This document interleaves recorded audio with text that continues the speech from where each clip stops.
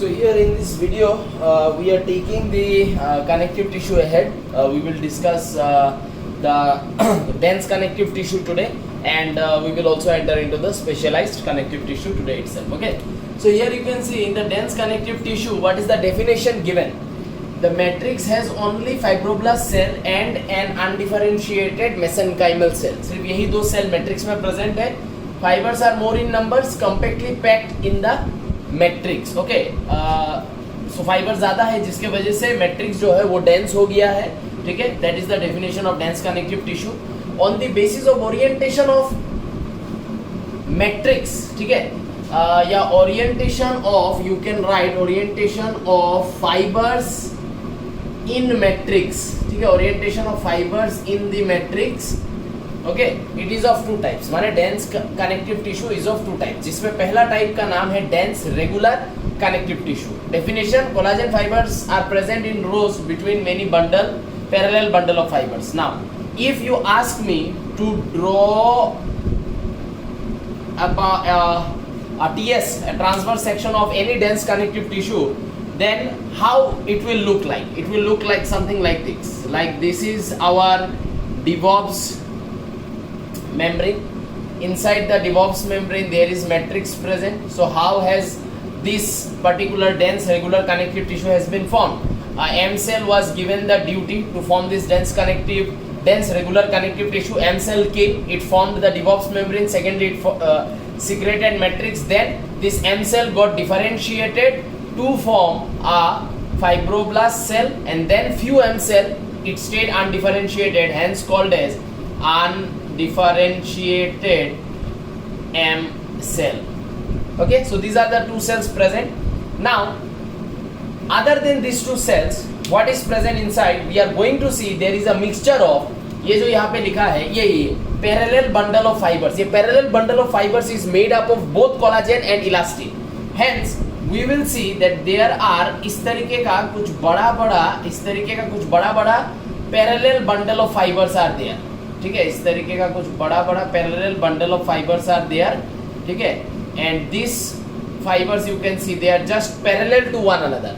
And this parallel bundle, ये जो मैंने यहाँ पे ड्रॉ किया है, ये है एक parallel bundle, and this parallel bundle is made up of both collagen fibre as well as elastin fibre, दोनों से बना हुआ होता है. ठीक है, लेकिन इनके बीच में कोलाजन फाइबर्स का कुछ रोज प्रेजेंट. ऐसे कुछ कोलाजन फाइबर्स है जो सिर्फ कोलाजन फाइबर्स इनके बीच में घुसा हुआ है. ऐसे करके कुछ कोलाजन फाइबर्स इसके बीच में घुसा हुआ है. तो एक है बंडल जो कोलाजन एंड इलास्टिन दोनों से बना हुआ है, and in between two bundle there are present some rows of collagen fibres which will look something like this. Okay, other than this we know that अंदर में एक सेल ऐसा होगा. ठीक है, ये सेल क्या हो जाएगा? ये सेल है फाइब्रोब्लास्ट सेल, एंड एक सेल ऐसे गोल टाइप का एक सेल होगा. ठीक है, एक सेल ऐसे होगा इरेगुलर टाइप का, और एक सेल होगा गोल टाइप का. ठीक है, तो जो गोल टाइप का है वो है क्या? वो है अनडिफरेंशिएटेड मेसेनकाइमल सेल. ठीक है, so what is the orientation of fibres inside the matrix? The orientation of fibres is all the fibers, if it is present in the form of bundle, then also as well as the ones which are not present in the form of bundle, all the fibers they are arranged in a parallel fashion, in a proper orientation, hence they are called as dense irregular. So second type will be dense irregular. ये regular है इसलिए इसमें orientation proper है. Dense irregular में orientation उल्टा पुल्टा होगा, fibres ऐसे प्रॉपर सुंदर से नहीं पाया जाएगा. ठीक है, इसलिए उसको डेंस इरेगुलर बोलेंगे, जो होगा second type. Now before going into the second type, हम लोग को डेंस रेगुलर का दो एग्जांपल के बारे में थोड़ा सा ब्रॉडली पढ़ना है. जैसे कि डेंस रेगुलर के अंदर में हम लोग को मिलेगा टेंडन एंड लिगामेंट. सो अभी हम लोग थोड़ा सा टेंडन एंड लिगामेंट के बारे में थोड़ा सा ब्रॉडली पढ़ेंगे. ठीक है, which are two types of dense regular connective tissue. फिर डेंस इरेगुलर में मूव करेंगे. ठीक है, make notes.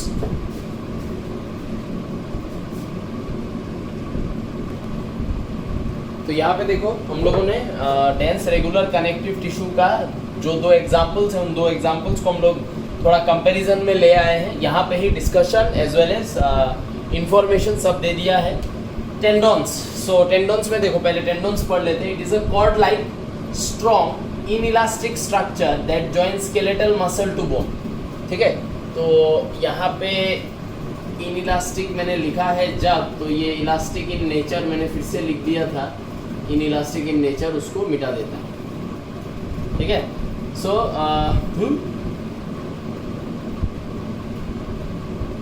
White fibrous connective tissue, so cord like है, स्ट्रॉन्ग है, इनइलास्टिक है, ठीक है। और ये क्या करता है, स्केलेटल मसल को हमारे बोन के साथ जोड़ता है। हमारे बॉडी में 3 टाइप्स ऑफ मसल है, उनमें से एक मसल ऐसा है जो हमारे बोन के साथ जुड़ा हुआ रहता है, तो उस मसल को हम लोग स्केलेटल मसल बोलते हैं, because skeletal means bone.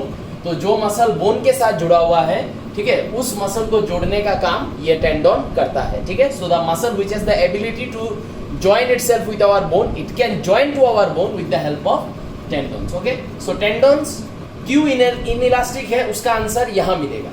It is a white fibrous connective tissue. It consists of parallel bundle of collagen fibers mostly. वो जो बंडल अभी हम लोगों ने इसके पहले जो ड्रॉ करके मैंने दिखाया था डेंस रेगुलर का, कि कुछ बंडल्स प्रेजेंट है और बंडल्स के बीच में कुछ कोलाजन फाइबर्स का रोज है। तो जो बंडल्स प्रेजेंट है उन बंडल्स में इफ इट इज टेंडन, तो उस बंडल में कोलाजन फाइबर का percentage will be too high and elastin fibre का percentage will be too low, because मैंने बोला है कि वो पैरेलल बंडल में कोलाजन एंड इलास्टिन दोनों पाया जाता है। तो कोलाजन फाइबर का percentage will be 80, elastin fibre will be 20, like that, okay. So इसलिए इसका कलर ही व्हाइट आता है, बिकॉज कोलाजन फाइबर बहुत ज्यादा है, एंड बिकॉज कोलाजन फाइबर है इसलिए इनइलास्टिक है। स्ट्रेंथ ज्यादा है, इलास्टिसिटी कम है। Strongest tendon is, this is something which will take you to AIIMS. This is something which will take you to JIPMER.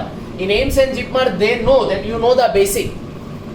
They try to know something which is little bit extra from that basic. Some kind of informational question, some kind of like ये जो portion, ये portion कोई अलग नहीं है। ये tendon जब हम लोग पढ़ रहे हैं उसके साथ अगर ये थोड़ा सा साइड में अगर हम लोग ये पढ़ ले तो ये याद भी रहेगा और ये हमारे हायर एंट्रेंसेस के लिए बेनिफिशियल भी रहेगा। तो ह्यूमन के बॉडी में जनरली, बिकॉज तुम लोग जब मेडिकल का एंट्रेंस दोगे तो आगे जाके तुम लोग ह्यूमन के बॉडी के बारे में ज्यादा पढ़ने वाले हो, तो most of the informational question जो आता है या जीके टाइप का क्वेश्चन जो आता है वो ह्यूमन से जोड़ने का कोशिश होता है। इधर डिजीज होगा या बॉडी का कोई पार्ट होगा, उससे इंफॉर्मेशनल क्वेश्चन हमेशा पूछा जाता है।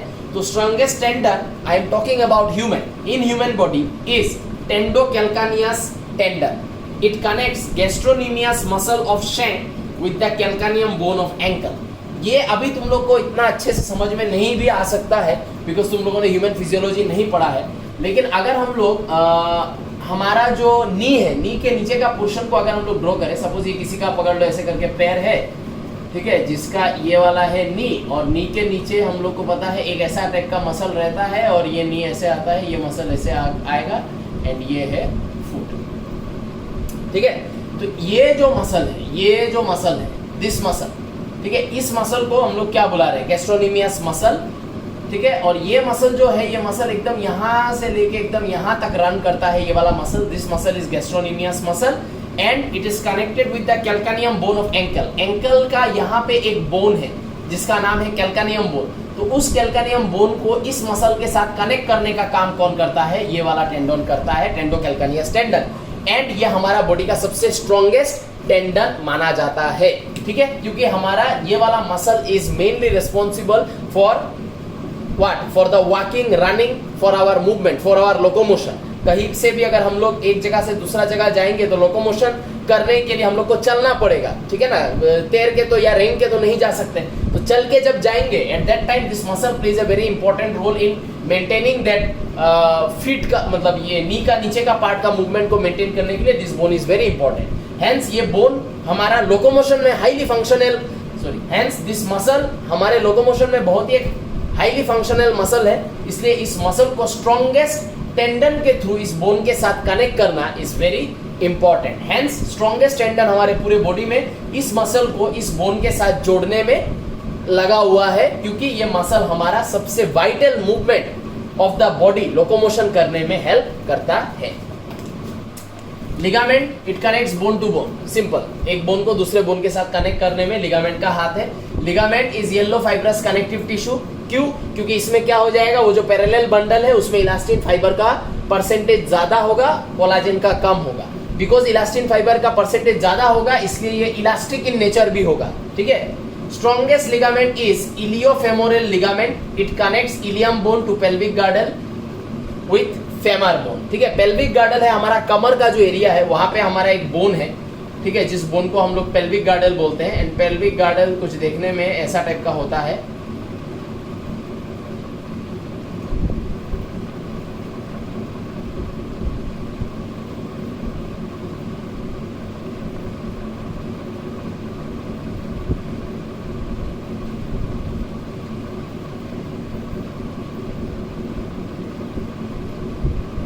ठीक है, कुछ ऐसा टाइप का होता है हमारा पेल्विक गार्डल का जो बोन है, ठीक है। तो इस बोन का ये वाला जो जगह है, यहाँ पे हमारा जो थाई का बोन होता है, थाई रीजन का जो बोन होता है, उसको हम लोग फेमर बोलते हैं। तो फेमर बोन जो है, वो फेमर बोन ऐसे करके यहाँ आके ऐसे करके रहता है। तो उस फेमर बोन का, ठीक है ना, इस बोन के साथ जो कनेक्शन है, वो कनेक्शन करता है कौन? वो कनेक्शन करता है इलियोफेमोरल लिगामेंट। क्योंकि ये जो जगह है, इस जगह का नाम है इलियम। पेल्विक गार्डल है ये, उसका ये वाला जगह का नाम है इलियम। और ये जो बोन जिसके साथ इलियम को कनेक्ट किया जा रहा है, वो है हमारा थाई का बोन जो है फेमर। तो इलियम को फेमर के साथ जोड़ा जा रहा है, इसलिए इलियोफेमोरल लिगामेंट इसको बोला जा रहा है, ठीक है। तो आई होप ये टेंडन और लिगामेंट का पोर्शन क्लियर हुआ है। Moving on to the next part, that is dense irregular connective tissue.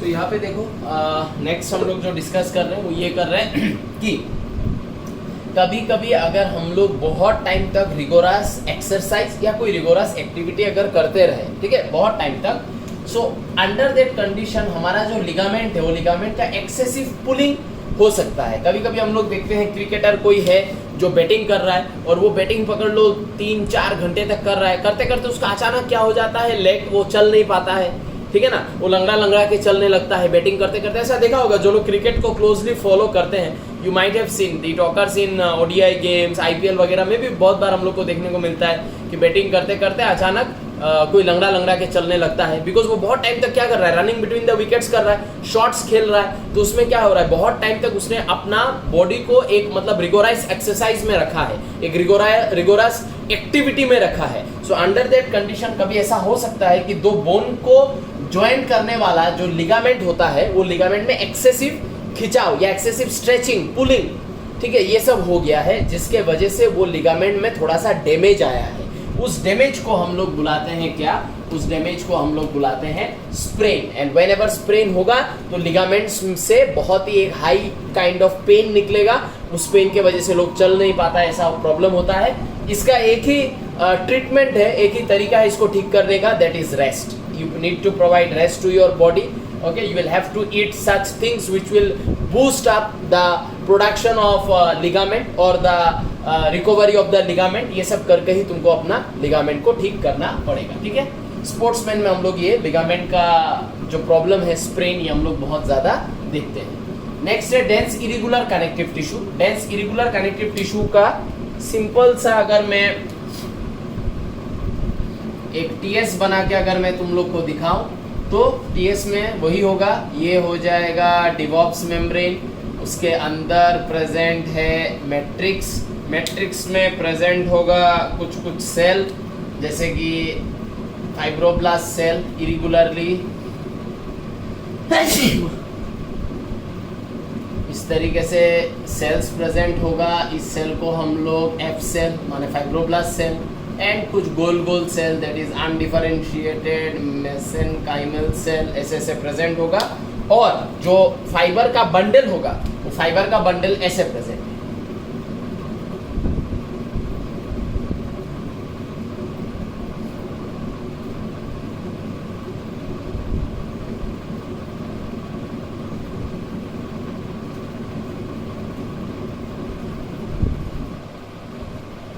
ऐसे प्रेजेंट है। So you can see there is no particular orientation, no particular arrangement, they are not parallel, ठीक है। Hence this is called as dense irregular connective tissue. Okay, so bundle of fibers lies crisscrossed in the matrix, irregular orientation. It has a considerable strength, ठीक है, because ये सब जो bundle होता है, इन बंडल में कोलाजन फाइबर ज्यादा होता है, इलास्टिन कम होता है, एंड लेस इलास्टिसिटी, बिकॉज इन बंडल्स में collagen fibre is more, elastin fibre is less. It mainly forms, क्या काम है डेंस इरेगुलर का?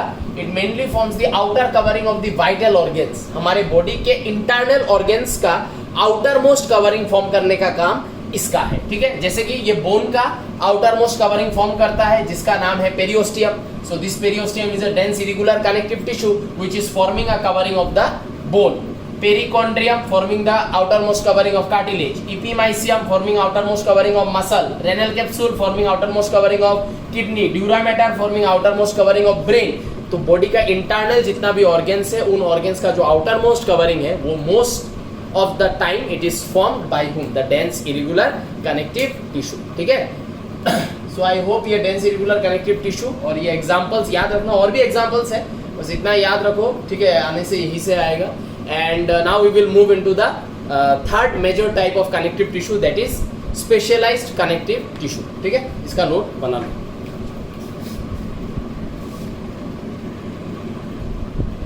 तो यहाँ पे अभी हम लोग नेक्स्ट पार्ट में मूव कर गए हैं एंड हमको पता है अंडर कनेक्टिव टिश्यू हम लोग को 3 टाइप्स पढ़ना है, जिसमें से एक है लूज जिसका डिस्कशन हो चुका है, सेकंड है डेंस उसका भी हो चुका है, थर्ड है स्पेशलाइज कनेक्टिव टिश्यू। उसके अंदर मैंने बोला था हम लोग को 2 टाइप्स मिलेगा, एक होगा स्केलेटल कनेक्टिव टिश्यू जिसका मैट्रिक्स सॉलिड है एंड एक हो जाएगा फ्लूइड कनेक्टिव टिश्यू जिसके बारे में बाद में पढ़ेंगे, जिसका मैट्रिक्स कंप्लीटली फ्लूइड लाइक है या कंप्लीटली लिक्विड टाइप का है, ठीक है। तो स्केलेटल कनेक्टिव टिश्यू से हम लोग स्टार्ट कर रहे हैं। यहाँ पे बोला जा रहा है जो मैट्रिक्स है, matrix is solid in nature, ठीक है। इट फॉर्म्स द एंडोस्केलेटन और internal framework of the vertebrates, ठीक है। एंडोस्केलेटन या इंटरनल फ्रेमवर्क सेम चीज है। वर्टिब्रेट्स के बॉडी के अंदर का जो फ्रेमवर्क है, जो डिजाइन है जिसके ऊपर ये मसल्स आया है, ठीक है ना, तो वो डिजाइन तो मेनली हमारा स्केलेटन है जिसके ऊपर ये मसल आया है, ठीक है ना। तो वो स्केलेटन, वो इंटरनल फ्रेमवर्क का फॉर्मेशन ये स्केलेटल कनेक्टिव टिश्यू करता है, ठीक है।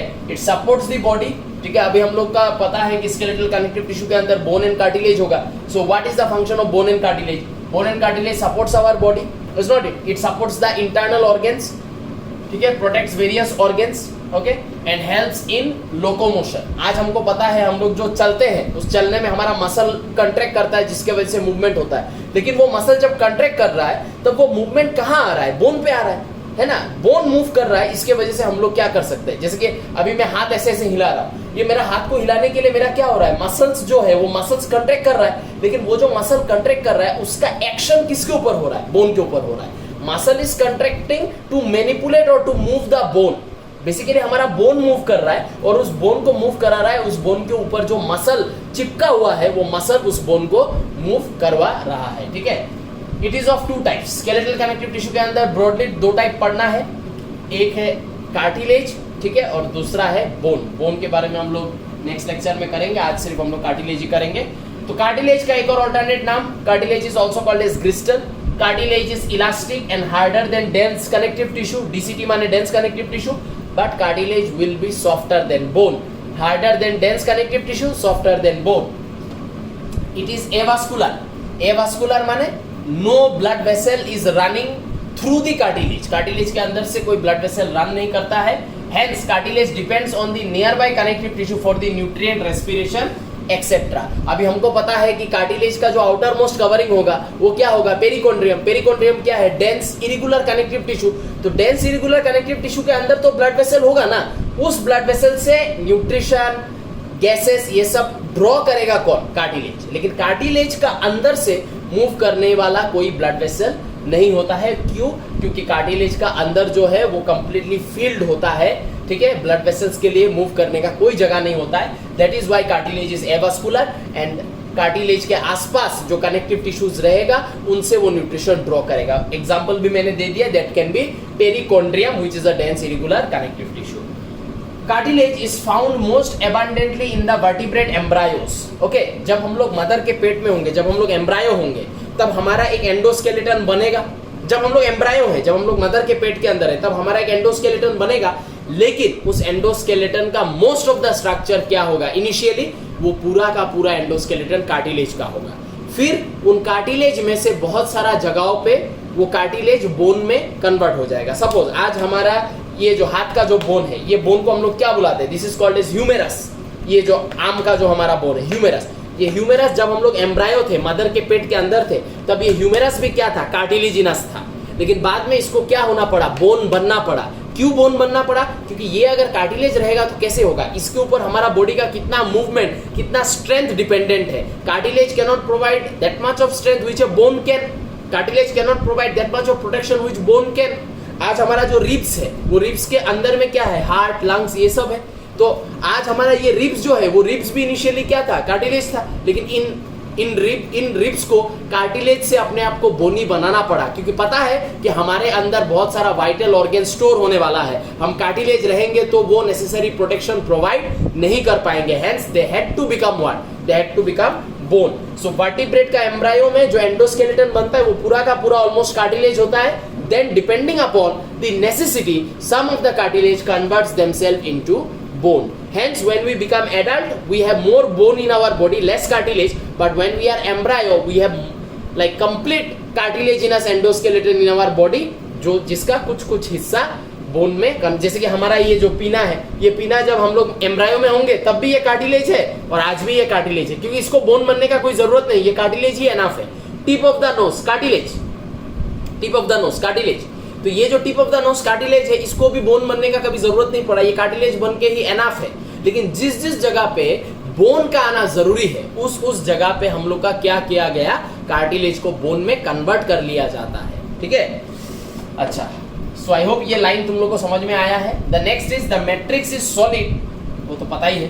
प्लायबल रेजिस्ट कंप्रेशन, प्लायबल का मतलब ये, जैसे कि ये कान है, देखो ये कार्टिलेज है, इसको अगर मैं कंप्रेस करूंगा तो ये इसका शेप डिस्टॉर्ट होगा, लेकिन जैसे ही मैं इसको छोड़ दूंगा, कंप्रेशन छोड़ दूंगा, इसने क्या किया, कंप्रेशन से जो मैंने इसका शेप को डिस्टॉर्ट किया, जैसे ही मैंने इसको छोड़ा इसने कंप्रेशन को रेजिस्ट किया। ये जो नेचर है, इस नेचर को हम लोग प्लायबल नेचर या प्लायबिलिटी हम लोग बोलते हैं, which means resist compression. Now we will discuss about how a connective tissue, how a cartilage is formed. वो जो बेसिक मैकेनिज्म है उसी का ही थोड़ा डिस्कशन है, how a cartilage is formed, ये पढ़ेंगे एंड उसके बाद हम लोग टाइप्स ऑफ कार्टिलेज में चले जाएंगे, ठीक है। आई होप ये वाला पोर्शन क्लियर हुआ है, मेक नोट्स। तो अब हम लोग डिस्कस कर रहे हैं mechanism of formation of cartilage, ठीक है। तो वैसे ही स्टार्ट करेंगे जैसे हम लोगों ने पहले बोला था कि बॉडी में एक जर्मिनल लेयर होता है जो है मेसोडर्म। ये जर्मिनल लेयर, ठीक है, अब कुछ सेल्स बनाएगा जिनका नाम होगा मेसेनकाइमल सेल, और इस मेसेनकाइमल सेल को काम दिया जाएगा कि तुम एक पर्टिकुलर जगह जाओ और वहां जाके कार्टिलेज बनाओ। तो ये मेसेनकाइमल सेल क्या करेगा, ये मेसेनकाइमल सेल अपना टारगेट एरिया पहुंचेगा और टारगेट एरिया पहुंच के जो पहला काम ये मेसेनकाइमल सेल करेगा वो है फॉर्मेशन ऑफ अ मेम्ब्रेन, ठीक है, जिसको हम लोग क्या बुलाते हैं, जिसको हम लोग बुलाते हैं डिवॉप्स मेम्ब्रेन, ठीक है। डिवॉप्स मेम्ब्रेन जो है, ये डिवॉप्स मेम्ब्रेन आगे जाके क्या बन जाएगा, ये डिवॉप्स मेम्ब्रेन जो है ये आगे जाके बन जाएगा डेंस इरेगुलर कनेक्टिव टिश्यू, ठीक है। जो पेरिकोन्ड्रियम होता है वो डिवॉप्स मेम्ब्रेन ही है जो आगे जाके पेरिकोन्ड्रियम में कन्वर्ट हो जाता है, ठीक है। फिलहाल डिवॉप्स मेम्ब्रेन बनेगा। फिर ये जो एम सेल है, मेसेनकाइमल सेल, ये अंदर क्या रिलीज करेगा, मैट्रिक्स, ठीक है। लेकिन यहाँ पे जो मैट्रिक्स रिलीज किया जाएगा वो थोड़ा सा टिपिकल मैट्रिक्स होगा, ठीक है। मैट्रिक्स यहाँ पे रिलीज किया जाएगा, वो मैट्रिक्स में बहुत ज्यादा फाइबर्स आ जाएगा, इसलिए मैट्रिक्स सॉलिड बन जाएगा। लेकिन मैट्रिक्स में हम लोग को मिलेगा इस तरीके का कुछ खाली जगह, कुछ हॉलो स्पेसेस। ये है कार्टिलेज का मैट्रिक्स का टिपिकलिटी, दैट कार्टिलेज के मैट्रिक्स में हम लोगों को मिलने वाला है सम फ्लूइड फील्ड स्पेसेस। ये वो स्पेसेस है जहां पे म्यूकोपॉलीसेकेराइड एंड ग्लाइकोप्रोटीन जगह नहीं ले पाया, ठीक है, कुछ खाली जगह रह गया। तो ये है फ्लूइड फील्ड स्पेस, जिसको हम लोग क्या बुलाते हैं, जिसको हम लोग बुलाते हैं लेकुनी। नाउ द पॉइंट इज, ये लेकुनी का अंदर रह जाना या एक ऐसा स्पेस रह जाना, इसका क्या सिग्निफिकेंस है, क्यों ये स्पेस है कार्टिलेज के मैट्रिक्स के अंदर, ठीक है।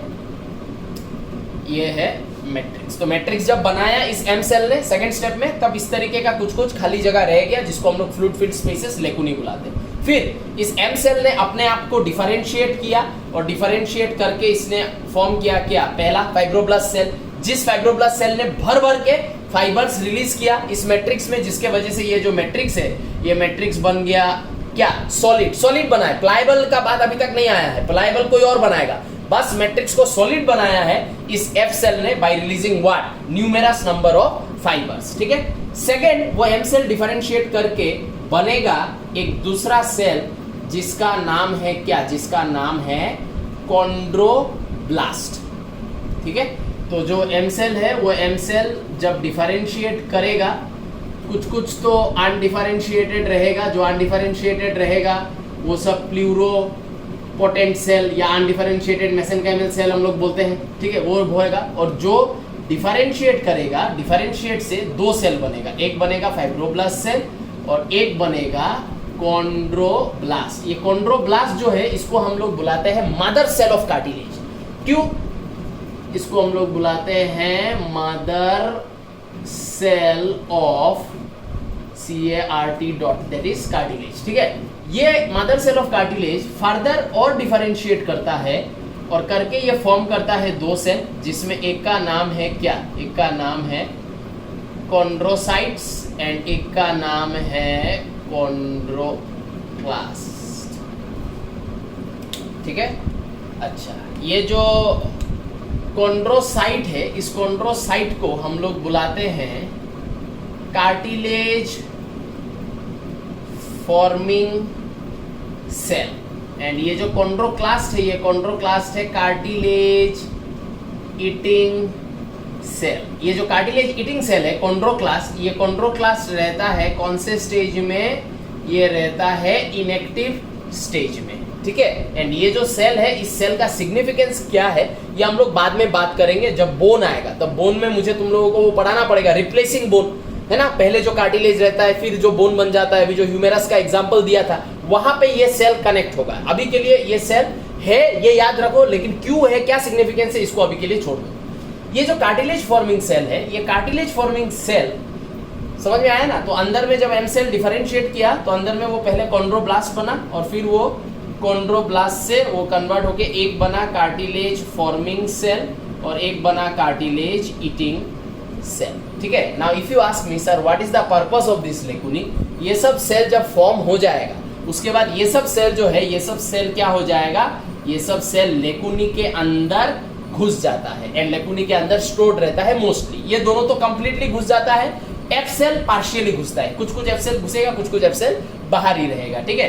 तो एफ सेल का जो एरो है उसको मैं मिटा देता हूं बिकॉज एफ सेल पार्शियली इसके अंदर घुसता है, लेकिन लेकुनी के अंदर ये जो फॉर्मिंग और ईटिंग सेल है, ये फॉर्म होने के तुरंत बाद ये लेकुनी के अंदर जाके घुस जाता है, ठीक है। अच्छा, कार्टिलेज फॉर्मिंग सेल जो है, cartilage forming cell releases a protein, एक प्रोटीन ऐड करता है या रिलीज करता है, कहां पे, ये ईटिंग सेल इसके अंदर घुसेगा, ये फॉर्मिंग सेल इसके अंदर घुसेगा, घुस के ये फॉर्मिंग सेल इसके अंदर से मैट्रिक्स में रिलीज करेगा एक प्रोटीन, जिस प्रोटीन का नाम है क्या, जिस प्रोटीन का नाम है chondroitin protein, CHONDROITIN, chondroitin protein बोल के एक प्रोटीन है जो ये सेल रिलीज करेगा कहां पे, मैट्रिक्स में। जैसे ही मैट्रिक्स में कॉन्ड्रोइटिन प्रोटीन ऐड हो गया, ये मैट्रिक्स का नेचर सॉलिड प्लस क्या हो जाएगा, प्लायबल हो जाएगा। समझ में आया। तो मैट्रिक्स सॉलिड बना किसके लिए, फाइब्रोब्लास्ट सेल के लिए, क्योंकि फाइब्रोब्लास्ट सेल ने भर भर के फाइबर्स छोड़ा है, वो फाइबर्स मैट्रिक्स में पूरा ऑक्युपाई हो गया है या पूरा स्पेस को ले लिया है, इसके वजह से मैट्रिक्स सॉलिड बन गया है। लेकिन इस सॉलिड मैट्रिक्स को प्लायबल नेचर देने का काम किसका है, इस कार्टिलेज फॉर्मिंग सेल का है, ठीक है। तो आई होप समझ में आया है कि एम सेल जो है वो यहाँ पे आने के बाद पहले डिवॉक्स मेम्ब्रेन का फॉर्मेशन किया, जो आगे जाके पेरिकॉन्ड्रियम में कन्वर्ट हो जाएगा, कार्टिलेज का आउटर मोस्ट कवरिंग। फिर उस एम सेल ने मैट्रिक्स को बनाया, लेकिन वो मैट्रिक्स एक जनरल मैट्रिक्स था made up of glycoprotein and mucopolysaccharide. फिर वो एम सेल अपने आप को डिफरेंशिएट करके F cell and chondroblast, F cell ने फाइबर छोड़ा जिसके वजह से मैट्रिक्स सॉलिड हुआ।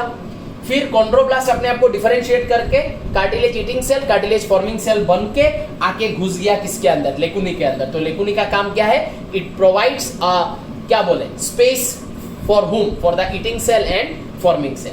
इसके अंदर घुसने के बाद ईटिंग सेल इनएक्टिव है, फॉर्मिंग सेल एक्टिव होता है। वो फॉर्मिंग सेल रिलीज करता है एक प्रोटीन, जिस प्रोटीन का नाम है कॉन्ड्रोइटिन प्रोटीन। और जैसे ही ये फॉर्मिंग सेल इस मैट्रिक्स में, ठीक है, जो जिसमें अभी क्या प्रेजेंट है, ग्लाइकोप्रोटीन, म्यूकोपॉलीसेकेराइड, फाइबर्स, उसमें जैसे ही कॉन्ड्रोइटिन ऐड हो जाएगा वैसे ही ये जो कार्टिलेज का मैट्रिक्स है उसका नेचर क्या बन जाएगा, प्लायबल नेचर का बन जाएगा, ठीक है। तो तुम लोग लेकुनी जो है, लेकुनी के साइड में लिख के रख सकते हो, ऐसे लिख के रख सकते हो, यहाँ पे मैं लिख देता हूँ, ठीक है। दैट लेकुनी कंसिस्ट ऑफ, ठीक है, लेकुनी कंसिस्ट ऑफ कॉन्ड्रोसाइट्स ठीक है, क्योंकि ये पॉइंट से क्वेश्चन बहुत बार आ चुका है इसलिए मैं लिखा रहा हूं। विच ऑकर्स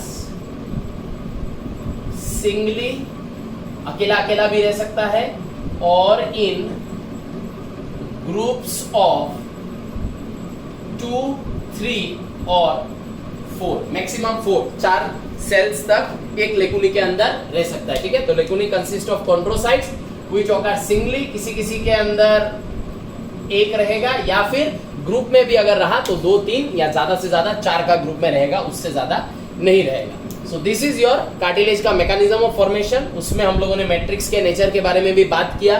ठीक है, किसने प्लायबल बनाया, किसने सॉलिड बनाया, ये सब भी बात हुआ। Now we will move into the types of cartilage. So यहाँ पे अभी हम लोग बात करेंगे regarding the types of cartilage, and types of cartilage में हम लोग को मिलने वाला है 4 टाइप्स। ठीक है, 4 टाइप्स में जो पहला टाइप है उसको हम लोग हाइलिन कार्टिलेज बोलते हैं। एंड यहाँ पे बस हम लोग को nature of cartilage and examples ही बस पढ़ना है।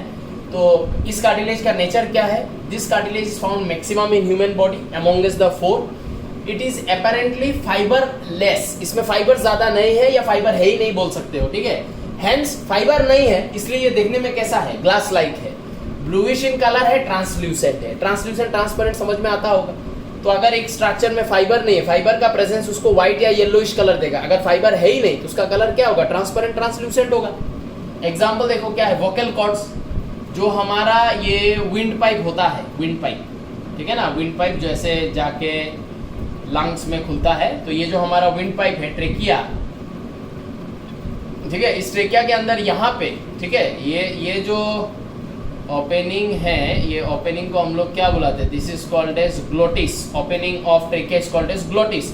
ग्लोटिस के ठीक नीचे इस तरीके का 2 वोकल कॉर्ड पाया जाता है। तो ये जो वोकल कॉर्ड है ये हाइलिन कार्टिलेज है। नेसल सेप्टम माने ये जो हमारा नाक का बीच का जो पार्टीशन है, ये पार्टीशन कार्टिलेजिनस है कि नहीं? तो ये नाक का बीच का जो पार्टीशन है उसको नेसल सेप्टम बोला गया है, जो हाइलिन है। ट्रेकियल रिंग्स, ये जो ट्रेकिया है, इस ट्रेकिया में हम लोग को क्या मिलेगा? कुछ इस तरीके का रिंग मिलेगा, इस तरीके का रिंग मिलेगा जो ट्रेकिया को इस तरीके से सराउंड करता है।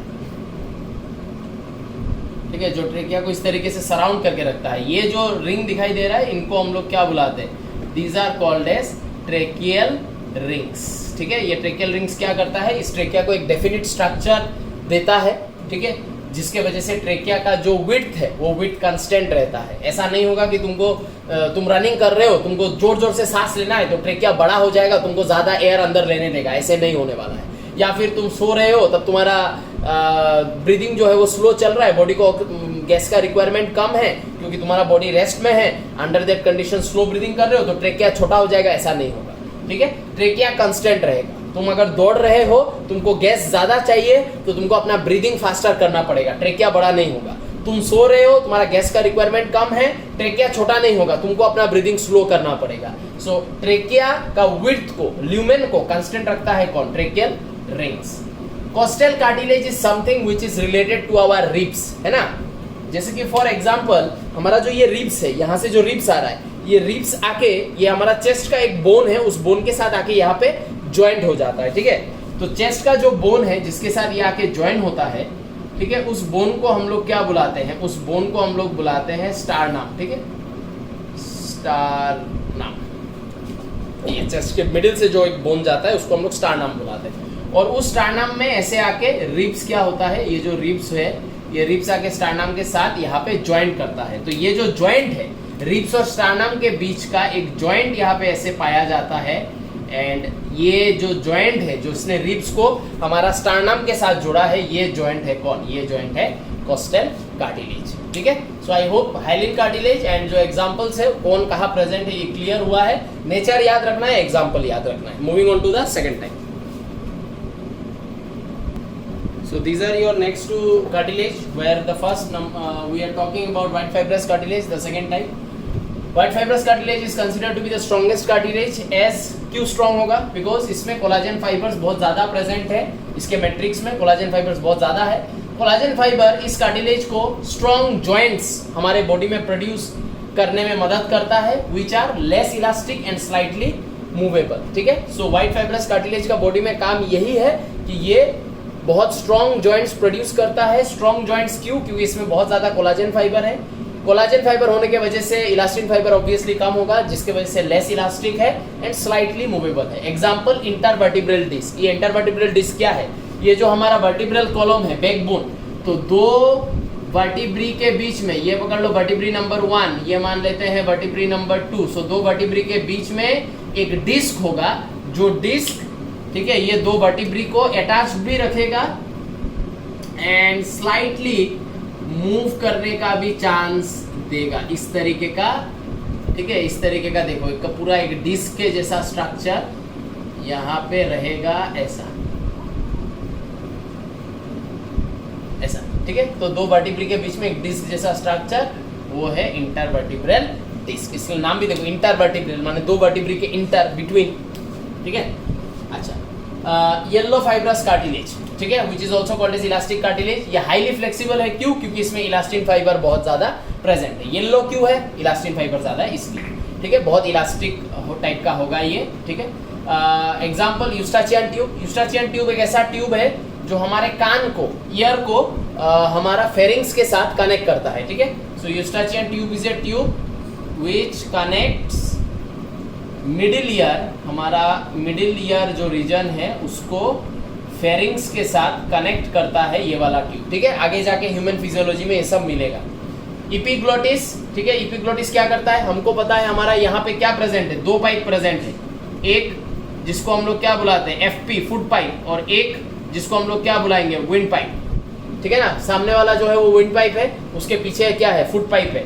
सो इन दोनों के बीच में एक इस तरीके का स्ट्रक्चर खड़ा है जिसका नाम है एपिग्लोटिस। ये एपिग्लोटिस क्या करता है? जब हम लोग खाना खाते हैं तो ये एपिग्लोटिस क्या करेगा, विंड पाइप को बंद कर देगा, ठीक है, और जब सांस लेते तो ये फुट पाइप को बंद कर देगा। तो epiglottis controls the opening and closing of foot pipe और विंड पाइप, ठीक है। इसलिए जब हम लोग सांस ले रहे हैं तब खाना नहीं खा सकते, जब खाना खाते हैं या पानी पीते तब सांस नहीं ले सकते, simultaneously you can not do it. क्यों? This is the reason. तो windpipe and food pipe के बीच में ये एपिग्लोटिस खड़ा है जो इन दोनों का ओपनिंग एंड क्लोजिंग को रेगुलेट करता है। टिप ऑफ द नोज तो पता ही है, पीना तो पता ही है, ठीक है। सो ये सब कैरेक्टर एंड एग्जांपल है, सब लिखिए, ठीक है। तो ये है the last type of cartilage, the fourth type, calcified cartilage नाम है इसका। और कैरेक्टर देखो क्या है, इनिशियली एक हाइलिन कार्टिलेज है which later gets hardened like bone, बाद में बोन के जैसा हार्ड हो जाता है। क्यों? क्योंकि इसके अंदर होता है डिपोजिशन ऑफ कैल्शियम सॉल्ट्स इसके मैट्रिक्स में। तो इनिशियली ये एक हाइलिन कार्टिलेज है, बट आगे जाके हम लोग क्या देखेंगे कि हाइलिन कार्टिलेज का जो मैट्रिक्स है, जो फाइबरलेस मैट्रिक्स है, उसके अंदर कैल्शियम आयन, कैल्शियम सॉल्ट्स घुस जाएगा, और वो calcium salts like calcium carbonate, phosphate, ये सब घुस के जो मैट्रिक्स है उस मैट्रिक्स को बोन के जैसा हार्ड बना देगा, ठीक है। इस तरीके का कार्टिलेज का हमारे में कोई जरूरत नहीं है, बिकॉज हम लोगों में बोन प्रेजेंट है। लेकिन जो लोअर एनिमल्स है, जैसे कि फॉर एग्जांपल बोनी फिश, जिसमें बोन पहली बार आया है, पूरे एनिमल किंगडम में अगर बोन पहली बार किसी के बॉडी में आया है, दैट इज बोनी फिश। तो बोनी फिश के बॉडी में जब बोन आया तो उसका 100% एंडोस्केलेटन बोनी नहीं बना, उसका जैसे कि जो कॉन्ड्रिक्थिस है, जो हम लोगों ने एनिमल किंगडम में पढ़ा है, कॉन्ड्रिक्थिस जो है, ये कॉन्ड्रिक्थिस में जो एंडोस्केलेटन है, ठीक है, जो एंडोस्केलेटन है वो 100% क्या है, कार्टिलेजिनस है। कॉन्ड्रिक्थिस के आगे क्या आया, बोनीफिश, दैट इज ऑस्टिकथिस। ऑस्टिकथिस जो आया उसमें अगर हम लोग एंडोस्केलेटन का कंडीशन क्या है देखने जाएं तो इसमें पकड़ लो 20% बोन बना है, लेकिन 80% अभी भी कार्टिलेजिनस ही है एंडोस्केलेटन, लेकिन बोन बनना शुरू हो गया है, इसलिए हम लोग ऑस्टिकथिस को बोनीफिश बुलाते हैं। ऑस्टिकथिस के आगे कौन आया, एम्फीबिया आया, ठीक है। तो एम्फीबिया में भी जो एंडोस्केलेटन होगा वो एंडोस्केलेटन हम लोग एक्सपेक्ट नहीं कर सकते कि कंप्लीटली बोनी होगा, हमारा ही कंप्लीटली बोनी नहीं है। तो एंडोस्केलेटन में इसका क्या होगा, थोड़ा और परसेंटेज बढ़ेगा, इसमें बोन हो जाएगा मान लो 30% बोन, लेकिन ठीक है, या 40% बोन, लेकिन इसमें अभी भी नियर अबाउट 60% कार्टिलेज है। लेकिन अगर कोई ऐसा वाइटल एरिया है इस एम्फीबिया के अंदर फ्रॉग है, फ्रॉग का बोले ऐसा कोई वाइटल एरिया है जिस वाइटल एरिया को बोनी बनना चाहिए था बट वो कार्टिलेजिनस होके ही रह गया, तो फ्रॉग क्या करेगा, फ्रॉग जुगाड़ लगाएगा। क्या जुगाड़ लगाएगा, वो अपने कार्टिलेज को ही बोन के जैसा बना लेगा, ठीक है। सपोज इसका एग्जांपल देखो, pubis of pelvic गार्डल of frog का जो पेल्विक गार्डल रीजन होगा, ठीक है ना, पेल्विक गार्डल रीजन माने गोनेट्स के आसपास का जो रीजन है, जहां से हमारा हाइंड लिम्ब माने हमारा पैर जहां से निकलता है, जो कमर का एरिया है उसको हम लोग पेल्विक रीजन बुलाते हैं। तो पेल्विक रीजन में जो पेल्विक गार्डन है, वो पेल्विक गार्डन से फ्रॉग का क्या होता है, हैंड लिम्ब निकलता है जो फोल्डेड होता है, और वो हैंड लिम्ब के प्रेशर से फ्रॉग क्या करता है, लिपिंग, जंप करता है, उससे थ्रस्ट मिलता है। ठीक है, फ्रॉग का हैंड लिम्ब अगर देखा होगा बहुत लंबा है, उससे उसको थ्रस्ट मिलता है जिससे वो जंप करता है, लिपिंग करता है, जंप करता है। ठीक है ना, तो हैंड लिम्ब पेल्विक गार्डन से जुड़ा हुआ है, इस बोन के साथ जुड़ा हुआ है, और ये बोन बोले कार्टिलेजिनस होगा। तो एवरी टाइम वो जंप करेगा, ये क्या हो जाएगा, ये पेल्विक गार्डन कार्टिलेजिनस होने से वो थ्रस्ट, वो रिजिडिटी हैंड लिम्ब के बोन्स को प्रोवाइड ही नहीं कर पाएगा। सो अंडर दैट सर्कमस्टेंसेस इस पेल्विक गार्डन को फ्रॉग ने क्या किया, बोन तो नहीं बना पाया लेकिन कार्टिलेज को ही बोन के जैसा बना लिया, सो दैट उसके कमर के एरिया में एक स्ट्रेंथ रहे, जिसके वजह से उसका हैंड लिम्ब का बोन्स प्रॉपरली फंक्शन कर पाए, उसको वो थ्रस्ट प्रोवाइड कर पाए, जिसके वजह से वो कूद कूद के जंप कर करके वो मूव कर सके। तो pubis of pelvic garden of frog, scapula of frog, ठीक है ना, होगा, छोड़ो ये एग्जांपल याद रखना। तो सुप्रास्केपुला बोल के एक चीज है, उसको अभी सुप्रास्केपुला ऑफ फ्रॉग, ठीक है। तो ये सब बोन है जो कैल्सिफाइड कार्टिलेज है, ठीक है। सो आई होप ये समझ में आया। ह्यूमन में नहीं है बिकॉज हमारा पकड़ लो नियर अबाउट 70%, 75% बोन है, 25% कार्टिलेज है, तो ठीक ही है। हमारा में ऐसा कोई जगह नहीं है जहाँ पे स्ट्रेंथ का नेसेसरी है और वहाँ पे बोन नहीं बना है। जहाँ पे स्ट्रेंथ का नेसेसरी वहाँ पे बोन बन गया है, तो हम लोगों को ये सब कैल्सिफाइड कार्टिलेज वगैरह करने का जरूरत नहीं पड़ा है, हेंस हमारे में नहीं है। लोअर एनिमल्स में जैसे कि बोनीफिश, एम्फीबिया, कुछ कुछ रेप्टिलिया, उनमें पाया जाएगा बिकॉज उनमें वो लोग इवोल्यूशन करते हुए आके हम लोग बने हैं, तो उन लोगों में ज्यादा बोन्स नहीं है, ज्यादा कार्टिलेज है, हेंस उनको कार्टिलेज को ही बोन के जैसा बनाने का जुगाड़ लगाना पड़ा। सो आई होप ये समझ में आया है। नेक्स्ट क्लास में I will start bone. Make notes, enjoy, bye bye.